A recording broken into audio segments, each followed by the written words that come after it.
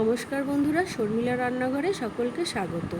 আমার আজকের রেসিপি আলু ফুলকপির নিরামিষ দম। চলুন রেসিপিটা দেখে নেওয়া যাক।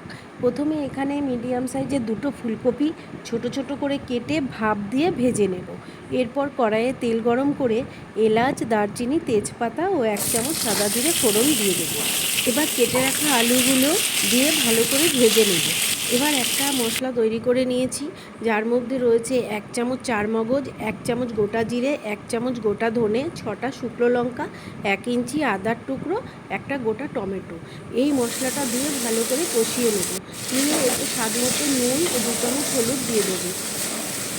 সামান্য কষিয়ে নিয়ে মশলার বাটি ধোয়া জল দিয়ে দেবো। 2 চামচ টক দই ফেটিয়ে নিয়ে দিয়ে দেবো ও সামান্য স্বাদের জন্য মিষ্টি দিয়ে দেবো। ভালো করে কষিয়ে নিয়ে 1 চামচ কাশ্মীরি লঙ্কার গুঁড়ো দিয়ে দেবো। কষানো হয়ে গেলে 2 কাপ গরম জল দিয়ে দেবো। ঝোলটা একটু ফুটে এলে ভেজে রাখা ফুলকপিগুলো দিয়ে দেবো। আলু ফুলকপি সেদ্ধ হয়ে গেলে ঝোলটা ফুটে এলে 1 চামচ ঘি দিয়ে নামিয়ে নেব।